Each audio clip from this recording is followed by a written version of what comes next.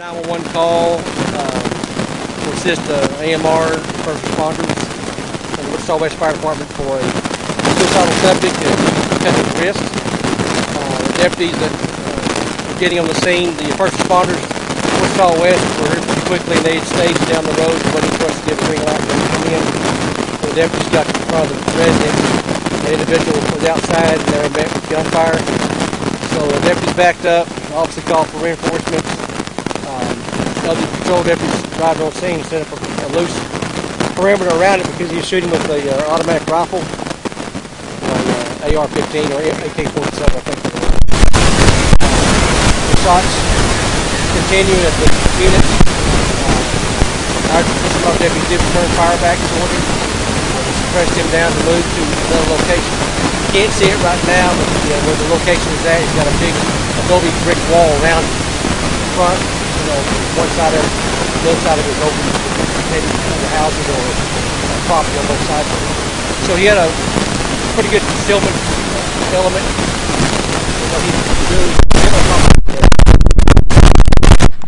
Inside of his property of the wall, and stand on top of it and shoot it. Deputies, including us down south, about 5 houses down, he shot rounds toward us, and then he'd get back down, move the golf cart up more to get in a better position to shoot people. He'd also got to the other side of the yard and tried to get up behind another one of the patrol deputies to shoot at him. We do believe it was probably trying to ambush him at that point. Luckily, some of the other deputies spotted him, warned the other deputy, and he was able to back out and get out of the situation before he got shot. I can't tell you how many rounds were shot. We shot a bunch and he shot a bunch. We were shooting from a further distance. He did transition from a AK-47 into a sniper type bolt action rifle with a scope. Once they saw that, our guys did move back more than they could. However, he still was shooting at vehicles. Deputies, he's shooting at us at 6 houses down the road. And these aren't like inside a neighborhood of Wichita Falls where houses are close together. Y'all can see when you get roads open, you can see how the houses are. You can't miss the house when we do open the road. It's the house down on the east side of the road before you get to Ponderosa. It has a brick adobe wall in front. You can't miss it. Looks like the front of the Alamo, what it looks like. So we had our negotiator get a hold of the wife on the phone, had her number to try to talk to her. She was in the house with some kids, some small kids. By this time, I'd already requested for, we'd already had our full SWAT team coming out, our heavy armor, which is the MRAP. I called Wichita Falls Police Department, talked with Chief Manuel Borrego, and asked them to be able to send out their MRAP as well because we needed the extra armor. This is why we have these vehicles. That a lot of people understand. Why y'all have military vehicles? They're not military vehicles. They're law enforcement vehicles to keep us from getting shot with high-powered rifles such as this incident right now, what's happened today. They did send out their SWAT unit with the team. I'd also requested DPS to send as many DPS units to the area to help contain the perimeter. I also asked for DPS's hostage negotiator team as well as their regional SWAT team. We didn't know how long this event was going to last. We do know that our 20 SWAT guys at some point will need to be taking breaks and work, because of the wear and tear of the situation. It's a high stressful situation when you're being shot at with automatic rifles. So we had about three troopers, not troopers, 3 Texas Rangers were here. We did have 3 of the Texas Parks and Wildlife Rangers here with their drones. We had our drones. We had Wichita West Fire Department had a drone. We had plenty of eyes in the sky. The suspect did shoot one of the drones that's one of the Parks and Wildlife drones. That is a felony in Texas. Not only is the other countless charges of attempted capital murder he did is shooting at deputies and law enforcement. So he's a 35-year-old white male. I can't release his name right now. I understand he does have served 4 years in Army infantry in Afghanistan. He has PTSD issues, but I don't at this point, from what I understand from talking with the wife as well as the deputies that interviewed her, the PTSD wasn't a part of this. I think there's more of the issue going on in the house than there was PTSD. Not trying to denounce that by any means. It could be part of a trigger point of what he had experienced socially in the house. So the bad part is once he did fire and he did drop one of the rifles as he ran back in the house and retreated with the house, which he has a lot of other firearms in the house. We're taking all the firearms and ammunition and everything in the house. He at one point went back in the house because the wife was on the phone and told our people. He came back in the house, rearmed with ammunition, and went back out, and he continued shooting. So this showed a lot of intent, what his purpose was to, as he's telling us, he wants us to kill him. Now that's in law enforcement. We don't go to a place to want to just go kill anybody. However, our deputies were advised at any point that he had a weapon in his hand and they had a clear shot with their rifles to take him out. Fortunately, that didn't happen, so I'm really glad for that. The whole event, there's more details that will come out through affidavits, I'm sure, kind of what transpired, what caused him to have this episode. However, we also did a code red on the houses in this neighborhood. Everybody locked down. There's 2 open areas where we couldn't go try to evacuate people out of houses because of our safety and their safety. However, there were 2 small children that they had in the house, and the mother sent them outside to try to get them to come to our deputies. And the small kids, they're not. I think they were probably 3 or 4 years old. They didn't want to come out and start. They'd go start that way. They'd go running back to the house. Meanwhile, at this point, he wasn't shooting at anybody, but he was in the house with more firearms. So we were finally able to move our MRAP down in front of the house because we knew he was in the house. At that point, the kids came outside, and we had deputies that actually had to go into the compound to get the kids out of there and physically get them in the MRAP, and then we got them transferred to another vehicle to get them to safety. So overall, nobody was injured. We've got about 6, 7 units that have bullet holes in them. It's a proper damage in his vehicle from our bullet holes. Can't tell you how many rounds were shot. We did fire back every chance we were being for suppressive fire on his fire. So as of right now, we're doing an investigation. Texas Rangers are assisting us with the investigation, not as an officer-involved shooting because we didn't shoot nobody. Nobody got shot or injured from gunfire and is bleeding. So they're not having to do an investigation that we would normally call in on a shooting like we've had earlier this part of the year.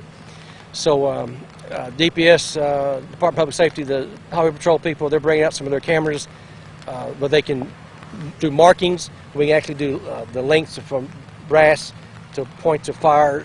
It's going to be a tedious crime scene for quite a while, and probably have to end up coming back out here tomorrow as well just to continue the investigation on the ground part of it. For right now, we took the suspect to the hospital. He had a lot of pretty serious wounds on him from him trying to commit suicide apparently last night, that he was cutting himself. So that's the information I got. I don't think it happened today, but it happened. That's why she called and reported it, because he knew that he was in some kind of crisis. He was pretty adamant about he wanted to kill law enforcement multiple times. He told the wife that, and the wife was relaying the information that he's going to kill law enforcement. He also said he wanted us to kill him. He also continued to say that he also wanted to, if we didn't kill him, he was going to take the gun and blow his face off in the house in front of the wife. And didn't happen.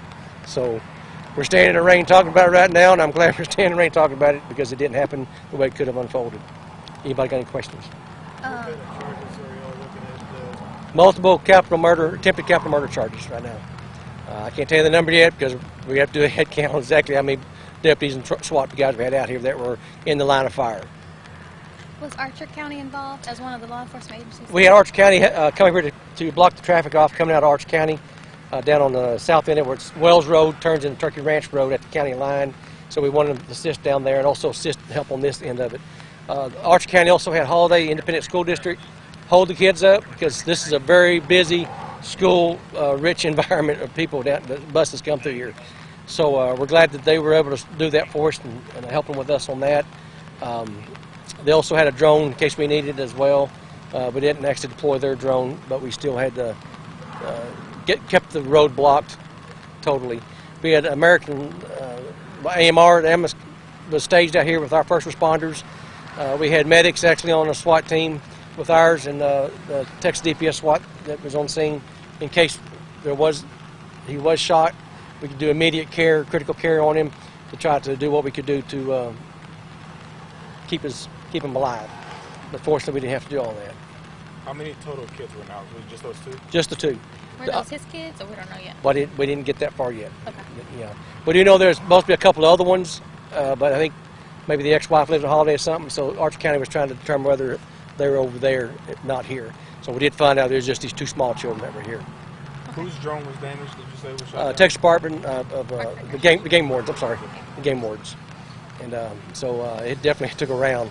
And we know when he was shooting at him because he had been shooting at us. And whenever he first flew it up toward him, a lot of gunfire from a rifle took off. So of course, we're downrange where the drone was at also. But he was shooting at it as it got hot close to the house. So no injuries, just 6 or 7 vehicles have bullet holes. Yeah. The whistle going down the road a little bit till we get them repaired. How long would you say the standoff lasted? Well, from I don't know what time it is right now, but so to have him, from him shooting from the time we got on the scene to the time the shooting stopped was at least an hour and a half before we actually stopped shooting. And then, of course, we had to maneuver people around on the property to eliminate crossfire with each other because it's tactically we had to do some things to put people, some deputies in harm's way without armor, besides their body armor. And when you shooting somebody with those kind of rifles, a typical vest is not going to do a whole lot for you unless there's a glance. But overall, all of our people are safe. He's being treated for the injuries he did to himself in the last 24 hours, and then he'll go to the county jail. Shifty, we heard that he was a nurse at United Regional. Is that true? Can that be confirmed? I cannot confirm or deny that. Okay, thank you. How good is it just to know that this could have been way worse than it was? Could have been really, really bad. For instance, if the firemen got here first, and most of them are plain clothes, they'll have their bags with them and in their own vehicles, or maybe have an engine. They're defenseless against people like this. But knowing there was a suicidal subject, they're going to be cautious anyway. But then when they understood that he had a firearm, he ran out the back of the house with a firearm. They backed up. They backed up, and wait for us to give a code forward. It all was clear at the scene. And that didn't happen for quite a while, obviously. So it could have been a lot worse. And just to pick off any of the deputies that first drove up there, they got out like they would. They had a gate on the front of the house, so we had the gate code through dispatch because we make calls here, burglar alarms and things. And that's not uncommon in the county. We have the code numbers. And but even to try to get to the gate, they were in a direct line of fire of the guy shooting at them. So we was real lucky. Blessed.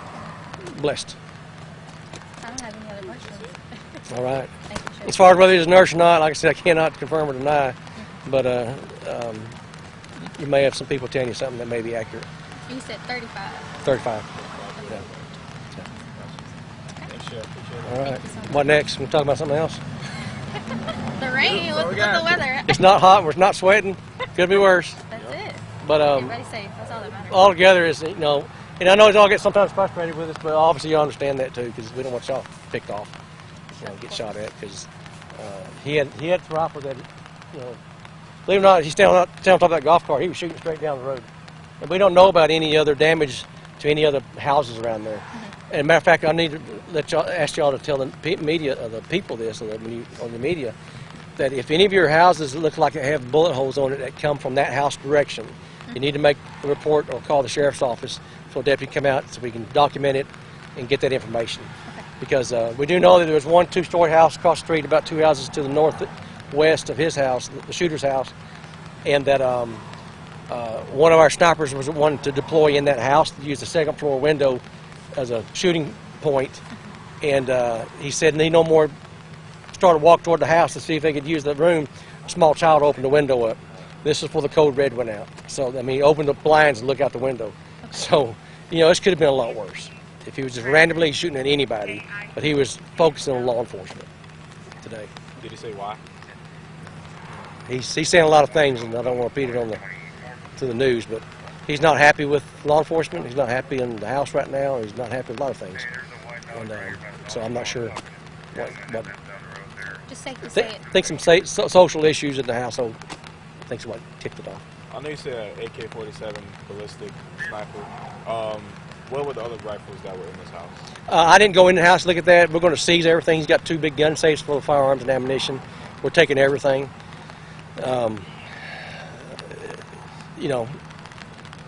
Things happen like this across America. We know it starts out something small and not simple, but sometimes an issue in the household can lead to something this bad where they want to just start taking people out. And we're not immune to it. This part of the country is not immune to it. So this is a lot of people need to understand that this stuff's real. whether it's because of his issues he may have from prior military experience.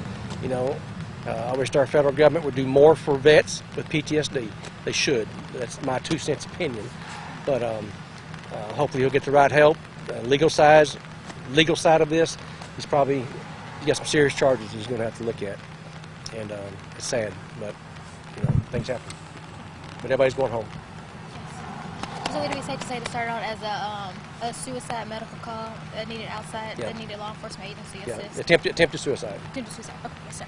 Yeah, and he did. We can confirm he's got some seriously injuries on his wrist and arms. Okay. Yeah. So that he did before you guys arrived. Yeah. Okay. Yeah. I don't know if it was last night or today, but either way, that's why they took him right straight to the hospital. Okay. And he's not happy with us. Because I guess the other side of it, he wouldn't know if he was happy or not, or mad at us if we had to shoot him. Something that we didn't have to. Yes, very good. So anyway, appreciate y'all staying out here in the rain. Thank you. Thank you for talking to us. Good to see you, man.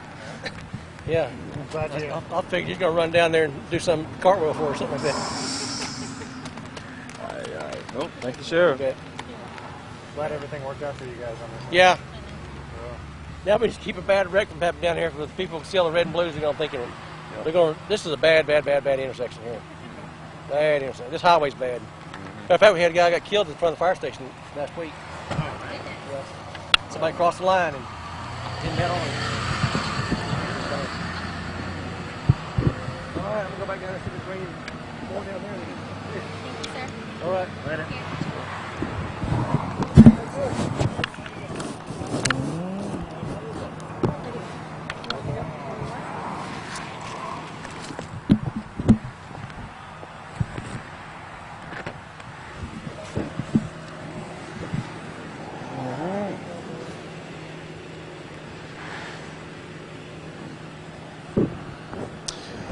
What's going on, Facebook land? PJ Green here, still at the standoff that has now ended on Turkey Ranch Road. Lasted about 2 hours, all the way down here on 5200 block of Turkey Ranch Road.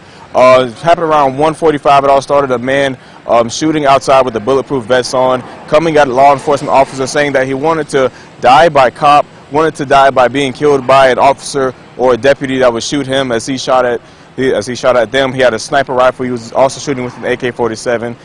He came out shooting, and deputies, they stood back. Because he came out shooting, they returned fire for a little bit. Then he went back into the house. There was Wichita County Sheriff's Police came, SWAT trucks for police and for Wichita County Sheriffs were out here. There were also Archer County and constables, a lot of units out here, all to try to get this situation under control. Several drones out here as well from the Sheriff's Office, from Texas Game Wardens, from Wichita West Volunteer.